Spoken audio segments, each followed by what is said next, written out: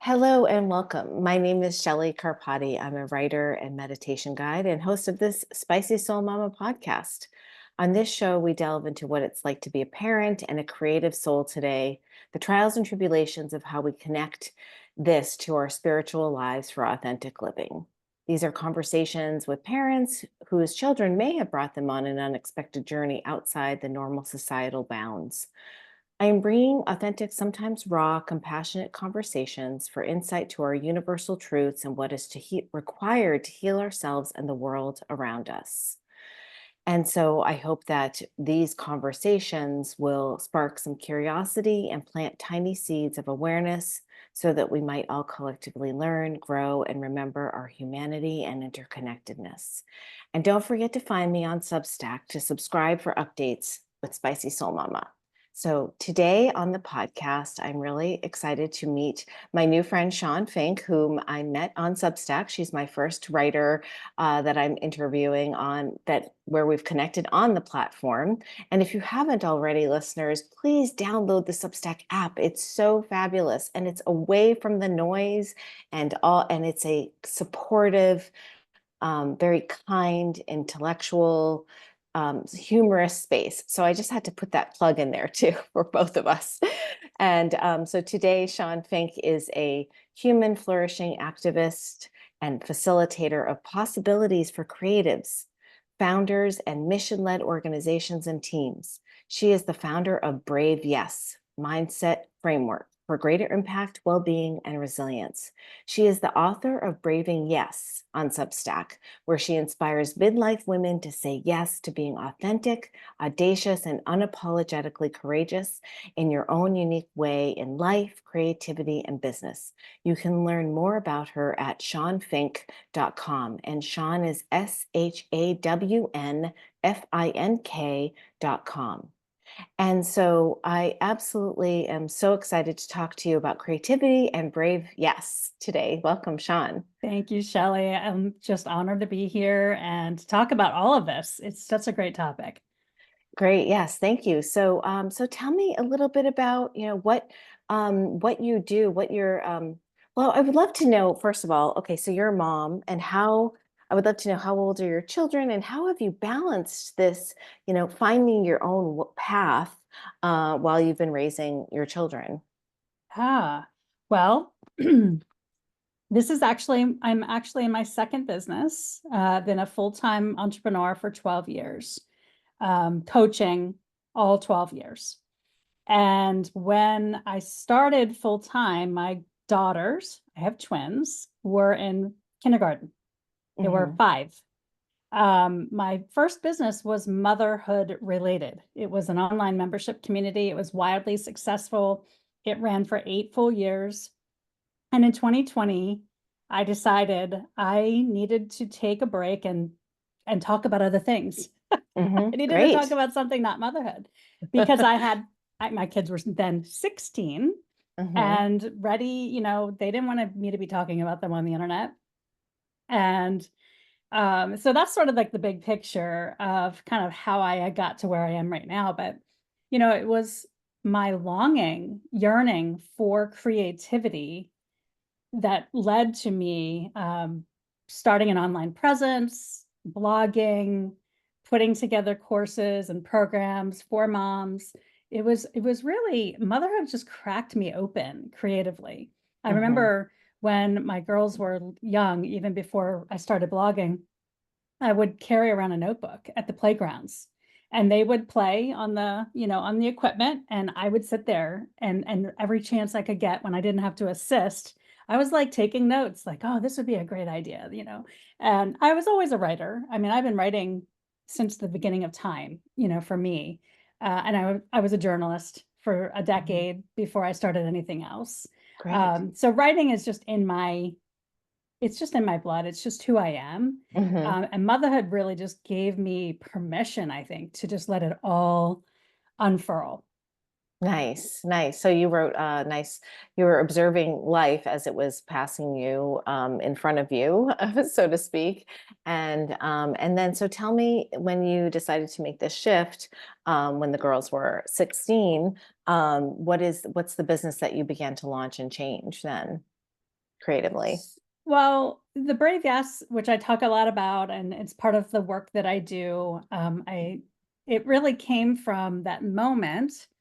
I was actually journaling. I get up early every day and I write and journal every morning. And I was journaling about needing to close the membership community where I had really been this community really had become like family. I mean, it was my village, and there's a whole lot to that story. But I created that community of mothers to be my village. I mean, that Hmm. really is kind of how that came to be.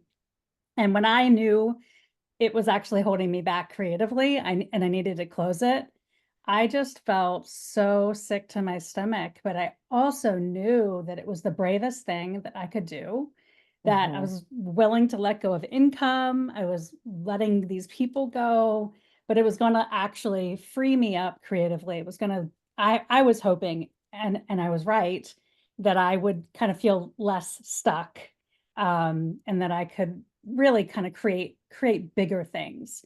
Um, and so when I first announced that to them, that was the brave yes. That's where that came from. It came out in my journaling. It was like, this feels like a brave yes. I had Hmm. never Hmm. heard the phrase before. I just kind of made it up. And then I started floating it out there like, hey, I did this brave yes thing. And people really clicked with it. It really resonated. And so initially, I thought I was going to be doing some career life purpose coaching because that's what I had actually been doing prior. Hmm. I was also doing that.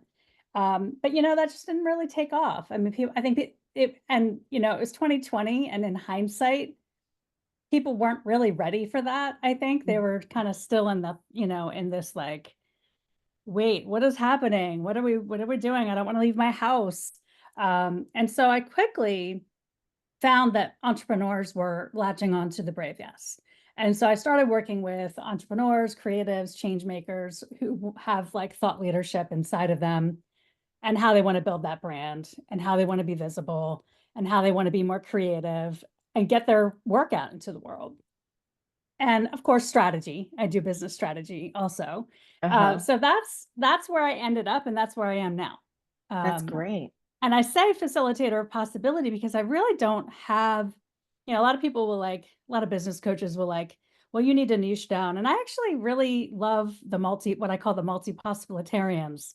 Uh-huh. We see possibility in like so many different directions. And, while I just believe in finding a nice container for all of it so that we Hmm. feel whole, because that was kind of what was holding me back when my first business, I felt so pigeonholed in Into talking just about motherhood. motherhood. Yeah. And it was like, wait, there's like other parts to me. And Yes. I felt like I could only talk about motherhood. And I was lumped into like mom blogger. And, it was just Right, like, right. wait, there was a lot. It was such a good experience. And I wouldn't change it for the world.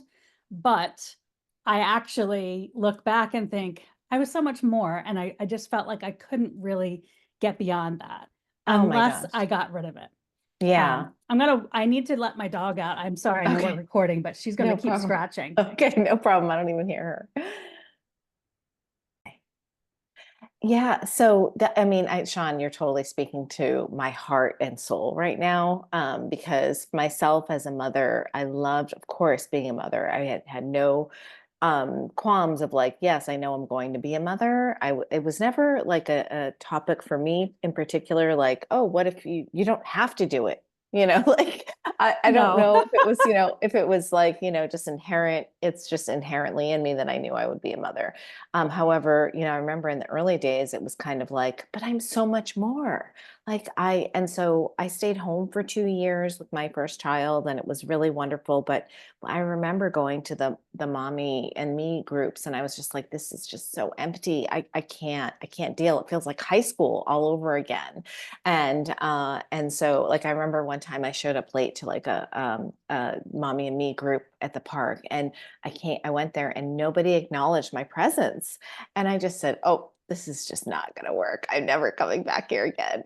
So thankfully I did, start working part time when my son was 2, and then I never stopped. I mean, I did stop to have my second child, and But I realized that I really needed the adult conversations and the creativity that was in me. And now finally I'm able to do that. And it's been a long road. I mean, my son's 22 and my daughter is 19, and it's um, and I also wanted to address like journaling helps so much. So acknowledging that I've always been a writer and journaler, and sometimes you have to like shift. You have to really make a big break, like what you did. Like you really have to break away from something and make a kind of a almost like arresting, like something that, like you said, it was like in your gut, like you knew you had to break away from that and become this like multidisciplinary creative. So I just absolutely love that you're not putting yourself in a box and you help other people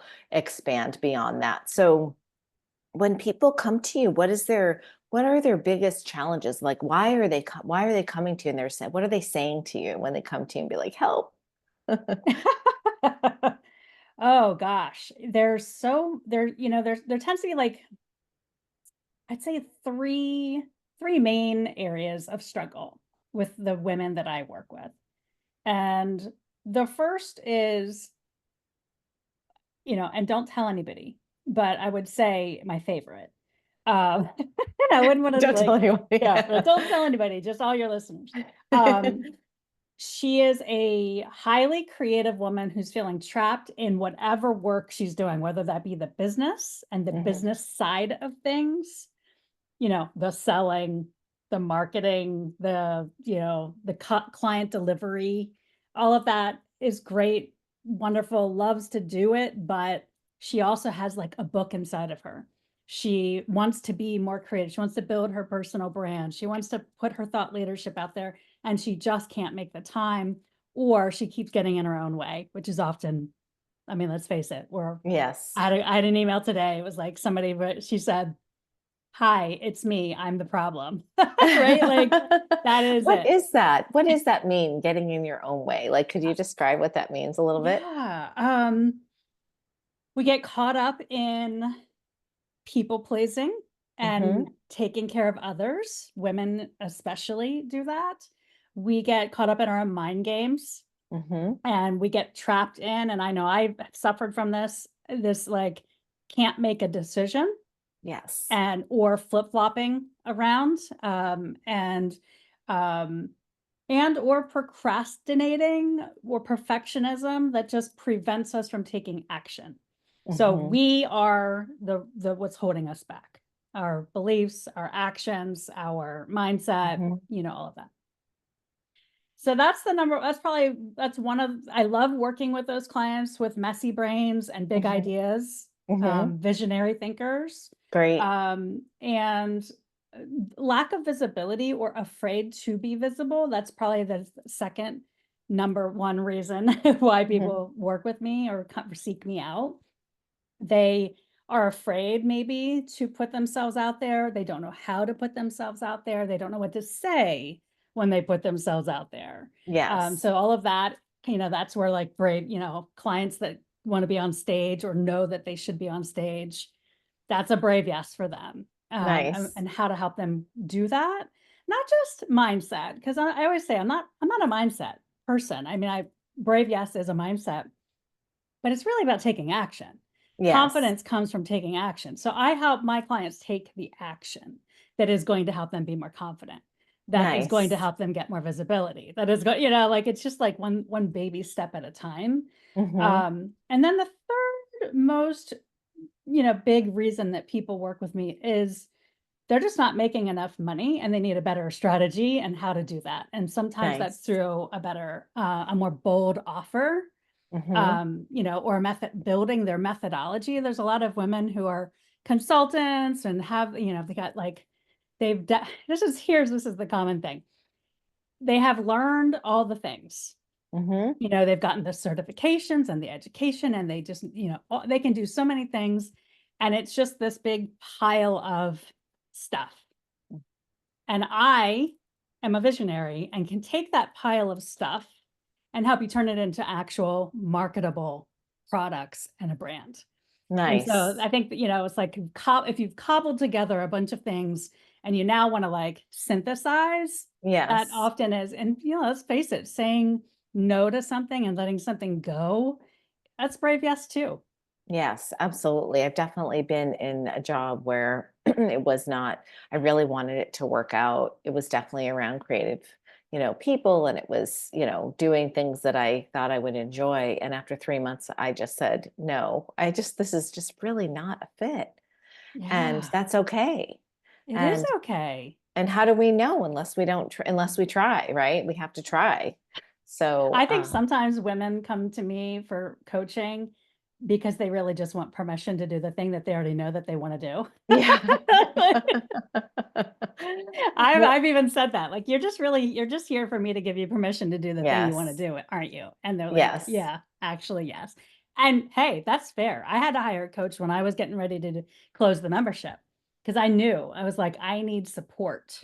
Yes. I need Well, somebody to help me get across. I always talk about it was kind of like throwing a backpack over the wall, like totally. be there on the other side so that I am not alone in this. Yeah, it's so interesting because I was almost the opposite. So the very first job that I ever had in corporate in Silicon Valley was working for this company this was back at the early days of the internet. It was like 1999. And the company motto was always the underlying better to seek forgiveness than ask permission. And I was like, yes, this is so me. I'm going to go for it. I'm going to make a difference in this company and I care about it so much. I mean, I was drinking the Kool-Aid by the tons, and then lo and behold, 2 years later, and I'm pregnant with my first child, and they don't know this because I'm in my first trimester. Sorry, we need to downsize and your position was eliminated. So that began the trajectory for me of just like, okay, I really want to go forward and I'm trying to be loyal to all these companies, but I kept on getting redirected. And so, I mean, I used to call it rejection, but now I call it redirection. And so I really think that, for me, it's so interesting. It's almost like the opposite. So now I do feel like I'd be your perfect client. But I feel like my like whole thing fits into your realm.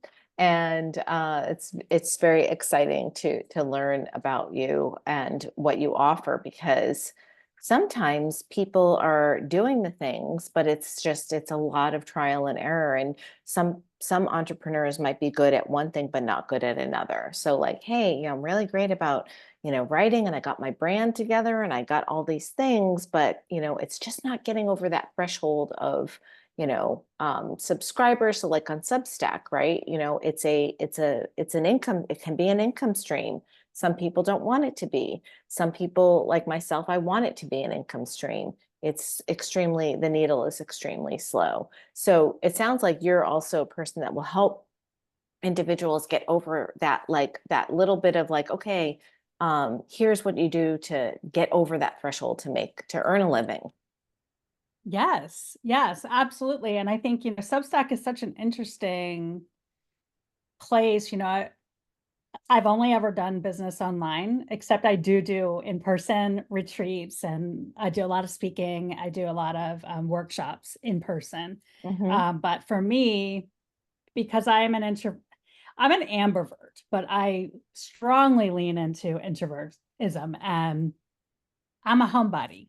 So Hmm. for me, having the business online, being able to be home with my kids when they got home from school, being having that flexibility to do everything that, I feel like I can look back and say to you, honestly, for sure, I didn't miss a moment.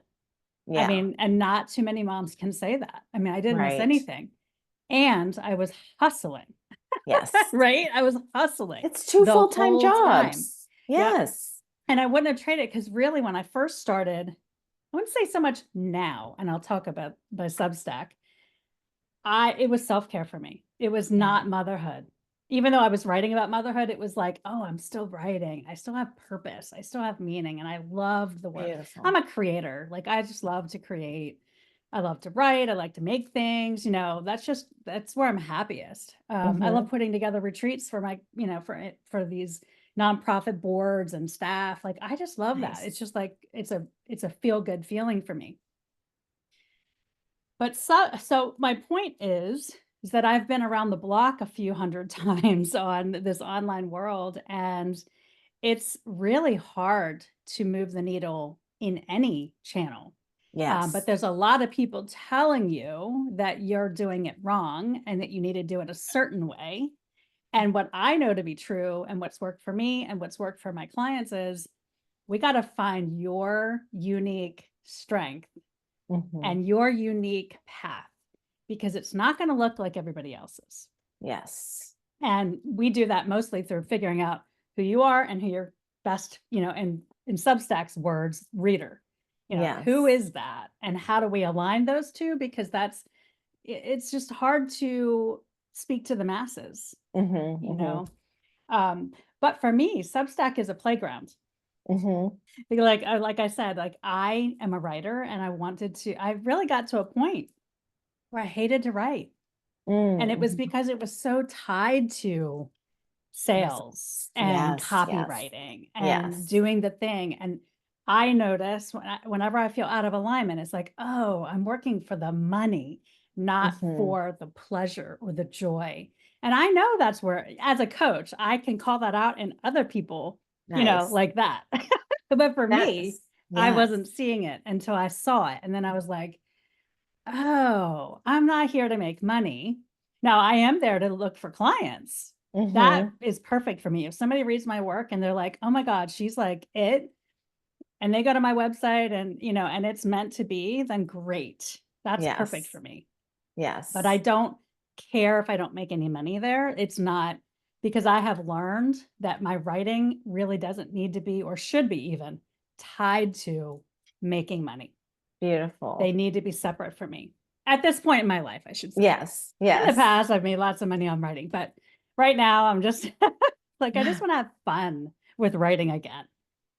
That's really great. And I think it's just it really takes the pressure off, and it also it can unleash your voice in a different way. And also, yeah, it's like it's weird. It's like this balance of like efforting and allowing, and hopefully there's like a middle ground where, oh, like a surprise, like the surprise, like, oh, it's paid subscription, surprise, and then being completely grateful. And it's quite the humbling place in some ways. I do think that it is it's definitely can also get into a comparison game on Substack too, and like, oh, look at what this person's doing and I need to do that too. And then the minute that I get in that mindset, I'm like, okay, time to shut this down. Shutting down the app. This is not working. This is not Right, serving right. you. So and I think that entrepreneurs are also like, we work if we're alone. And I love what you were addressing about like you're mostly an online person, because I think that being online, definitely it's a wider reach. And I also think that there is somebody for everybody. And there's since I've moved almost 4 years ago, I'm rebuilding my community in person, and it's really hard. And it's, you find a few people, there's a lot of start and stops, there's a lot of like playing, but if it sounds like online, not only is there a broader reach, but you also does that help you find your people easier? Yes, 100,000%. And just this is, I gotta really make sure I say this in the best possible way. But this year, it has gotten harder to find the people online. The reach is not near. I struggle, and I'll be fully honest with you. And I was talking with someone recently about this. I struggle with not being at the level that I used to be. Hmm. So like I built a Facebook page to 35,000. I had 35,000 followers on Pinterest. Like I had 25,000 email subscribers in the first business. And it's not anything like building it then Yeah. now. Yeah. And so I struggle with that comparison of just my past self and my current Wow. self, right? Yeah. And it's but that allows me to tell my clients, it is not you. And that's what Nice. I just want to keep telling people. It is not you. You Mm, don't need to keep hustling. The system is designed the way it is designed for a reason. mm, And so you have to think bigger. mhm. And what the frustrating thing about Substack is, as a business strategist, it's you need a high volume Yes. because it's a low dollar offer. Right. You need thousands to be able to make that work for you. Yes. Unless, of course, you're supplementing in other ways. Yes. Um, but the whole village thing, I mean, I built my first business literally as community. And Mhm. that's really, I think, the approach we have to make on Substack. And Yes. the places that are doing really well are building that community of Mhm. like-minded people. And when we can let go of the money part of it and the revenue and just think of it in a place of like bringing people together with Mhm. like-minded ideas, then you can probably start to get that momentum. I Mhm. do think, and here's my other part of this is I set out this year. I was frustrated with the online world. I'm like, it's just not, I put all this effort into it. It's just not really getting me what I want. And so I started to do in-person networking. Mhm. I mean, I literally was like three events a month is what I was doing. Nice. Nice. And I met some really great people and I got some really great work out of it. And I'm here, it's like 10 months into the year. And I realized that I'm still not getting the level of client that I love to work with, which is Mhm. only found when I have access to the whole world. Interesting. Yeah. Yeah. You're able to find the needle in the haystack more when you Yes. have a broader I reach. call them unicorn clients. I know my Yeah. unicorn clients, like I can almost like pick them out of a room. Yeah. And so it's just always been easier to do that with the internet. And because you have the accessibility of just finding and putting your stuff out there, like I always like waving your freak flag, right? Yes. Like, Yes. here I am. I'm not for everybody, but if I'm for you, then follow me. And it Yes. works that way. And that's where my best clients come from. That's great. Yeah, I love that. Yeah, I was a recruiter, a corporate recruiter, and so I would have to go in person a lot. So I hear what you're saying, like, and I'd have to find candidates, like, in person a lot of times, maybe at a career fair or a big, event, and very rarely would I find the right person. And so I would always find the people, the right candidate for the role were the either through a referral or through just somebody that had, applied that wasn't like, someone that really knew why they need their credentials and their everything was like just a perfect match. So honestly, it sounds very similar. So out of the 10 months and going to these events 3 times a month, have you found any unicorn clients? I'm just curious. Um, I didn't find unicorn clients for private coaching. Hmm. One found me, but I don't even know that it was from any networking. It was something unrelated to networking, but they're local. And Hmm. she has been fantastic. Um, and but I did find two unicorn friends that I wasn't expecting. Nice. Yeah, one Nice. Yeah. is a president of a local nonprofit, and I think we've gotten together 3 or 4 times already this year. Just we meet for breakfast, we meet for lunch, and we share ideas. And yeah, and she actually just had me in to speak to her 160 member team. So that has been a really not just business, Yeah. but she's somebody that I really admire, and Hmm. it's been a really good fit. So that was the most surprising because I don't know, like I've lived where I live for 24 years and I've never felt like I fit in. I have a Mm. lot of friends, Hmm. but friends, like quote unquote friends. Right.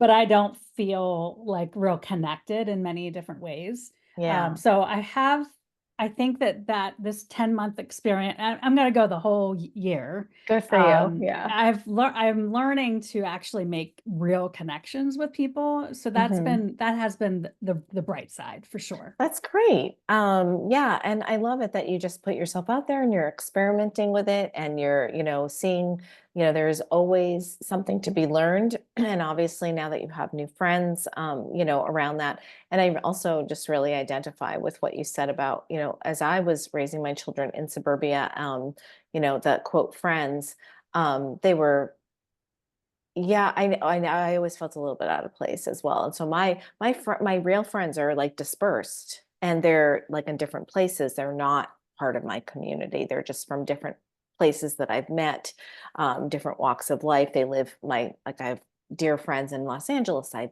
have a dear friends in Northern California. I have dear friends in the East Coast, and so they're all over and from different parts of my life where I've met them from work. Like I have Hmm. one dear friend that I still keep in touch with from corporate. So it's just really it's for me it was a choice. Like I couldn't do. I remember when I turned 40 and I started writing about living in suburbia and I was like, what the F is going on here? Like, what is this world where people are not talking about real things? What is this world where people are walking around with solo cups to take their kids to Halloween trick or treating? Like, with alcohol in them. What is it that everybody's like, desensitizing with alcohol or like something and just not talking about how freaking hard it is to work full time and raise a family and not be near family to get support and people are just miserable and I was but nobody was talking about it so Yeah, I mean, so I think that sums up my own experience. And I feel like there was like a moment recently, like maybe this year even. Actually, yeah, I'd say this year, getting out and being more intentional about being in person, mhm, I realized how caught up in the materialism people mhm, were, that yes. I had really blocked off because I mean, what I'm looking at you through is literally my most prized possession, my computer. Like it's the thing that I hide, it's the thing that I lock up, because Yes. it really truly is my portal to the world, and I would be devastated to not have it.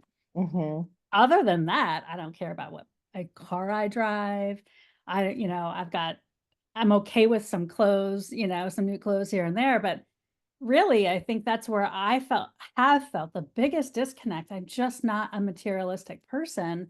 I'm not mhm, interested in those materialistic, shallow conversations. Like right. I want to go deep with people and talk Yes. about, spirituality and Mhm, values and, like I'll get into really good stuff with the right people, but they are very yes. hard to find. Yeah, yeah. Well, out in the social realm, it's so funny because I am the same way. Like I'm not afraid to go deep fast. And when I would go out sometimes and try to talk to people, I am an extrovert, but I am not afraid to go deep. And sometimes I'd be at parties and I would go deep and then I'm like, oh shit, I've been talking to this person for like 20 minutes. They probably want to move on. Like,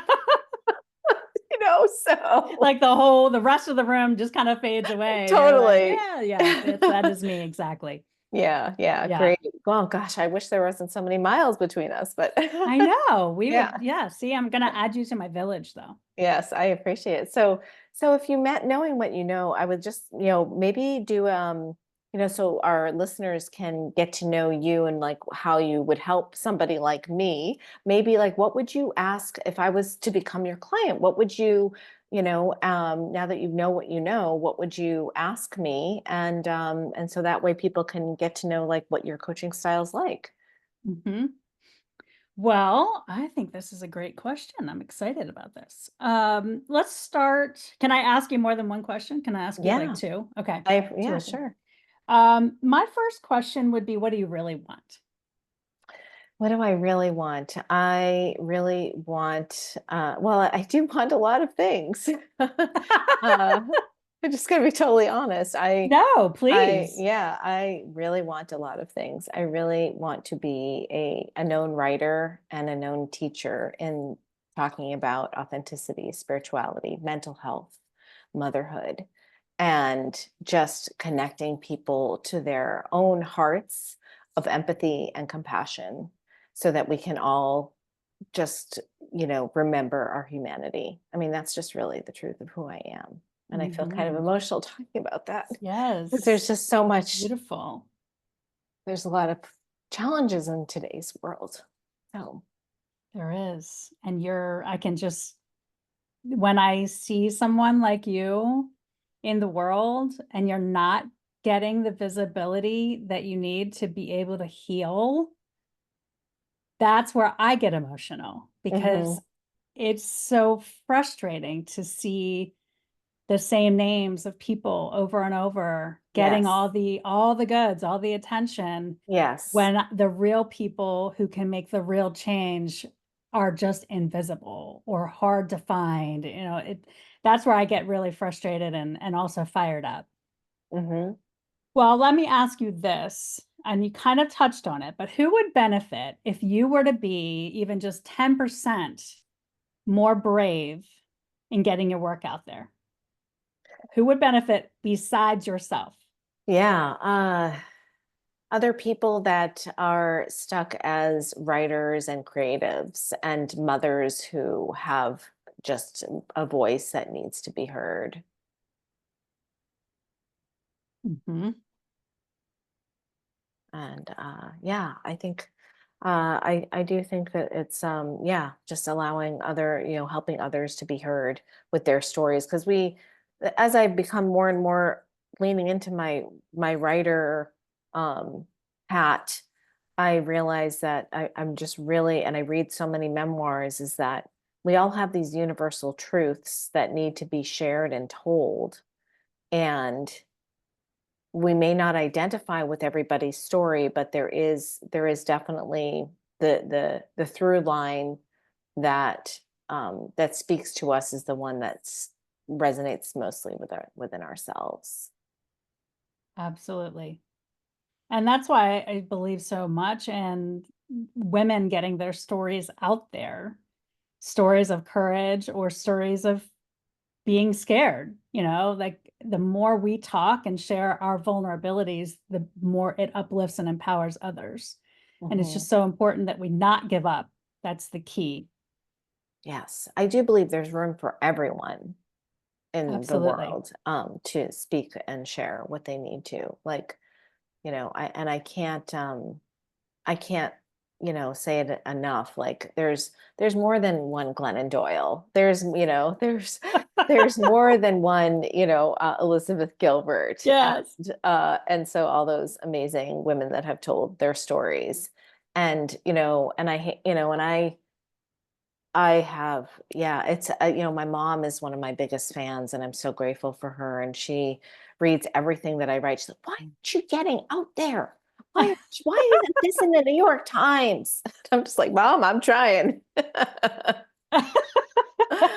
Yeah, I'm I trying. love that. Oh, Yeah, your mom is great. yeah, Yeah, I mean, there's more than enough out there, and it is a very saturated, noisy market. And so what I always work with my clients on and what I'll share with you is it's not about busyness and mhm. quantity. It's about the quality. Nice. It's Yeah, about really making what I call brave as power moves. Like, I'm not going to just sit here and fluff away the day posting right. on notes when Yeah, nobody's going to see it. thank I'm you. going to Yes. actually create a strategy that feels good, that aligns with my values, that aligns with my personality, and I'm going to use it to my advantage and really move the needle. I don't like to waste time. I'm sure you're busy, I'm busy. I'd rather be reading a book, Hmm. like there's a lot of things I'd rather be doing than posting the notes. So Yes. I'm going to choose things that are going to feel really good, that are going to move the needle. And that's That's so great. always the most important thing for me. And so you help entrepreneurs figure out, okay, well, like where to spend their time Yes. and where to focus and how to be intentional with that. Intentional and impactful. That's Yes. super important and helpful because yeah, I definitely I would much rather be reading a book or cooking a meal like, you Right. know, that. I want to feel like I'm serving, like Yeah. this work fills me up. And if I'm doing something and I'm not feeling filled up by it, then I know something is not right. And Yeah. so like I jokingly say posting to notes. I mean, I do post my Yeah. Substacks on there, but other than that, I have found it to be a huge waste of time for me. And so I'm like, I'm just not going to put my energy into that because I Yeah. know there's these other things that I could be doing that is going to move the needle. That's So awesome. got to Yeah, make those choices. oh gosh, I appreciate that validation.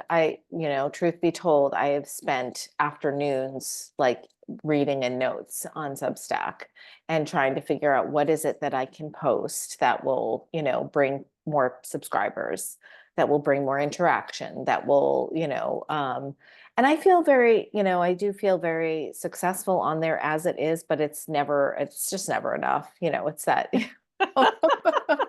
What is enough? Yeah, exactly, exactly.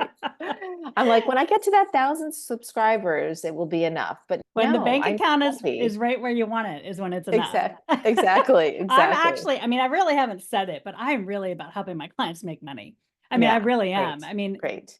alignment and revenue. Uh-huh. Those are my two, like it's got to feel good and you should be making money at it. Great.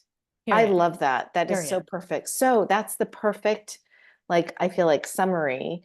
Where should people interact with you besides ShawnFink.com, everybody? And her Substack is braveyes.substack.com. And you said you have this free Brave Yes Visibility Challenge. And so if you want to tell us about that, and I'll definitely put the link in the show notes too. So tell us about that. Yeah. So the visibility challenge is it's a 30-day, it's actually a one document, kind of looks like a bingo sheet Hmm. of 30 actions that you can take to grow your visibility for your business, your brand, your creative work, whatever. I even had leaders like executives sign up for it because they want to grow their visibility. And Hmm. so it's just ideas that will help you think outside the box beyond social media. Yes, Ah, there's some social media stuff on there, but I know from 12 years of being in this industry, there's so much more to our visibility than that. And so it that gives you is, those ideas. oh my gosh, I'm so excited to go play in there and do that. So Do it. everyone, listen up. It's Shawn Fink, ShawnFink.com/visibility. So that's where people can download the free Brave Yes Visibility Challenge. So thank you so much for your time and your energy with me and your authenticity and presence. And I just feel like I've made a new friend and I can't wait to stay in touch. Yes. Thank you, Shelley. It's been amazing. I love this conversation. I can't wait to tell my girls about it. They are 18 now, almost 19. And I can't wait to say that I talked about being their mom today because I don't get to say that too often these days. It's part of who you are. I love it. Yes. That's so Oh, I love great. it. Yes. Thank you so much. And everyone, please, subscribe to Shawn and don't forget to subscribe to Spicy Soul Mama on Substack as well. And I look forward to talking to you next month.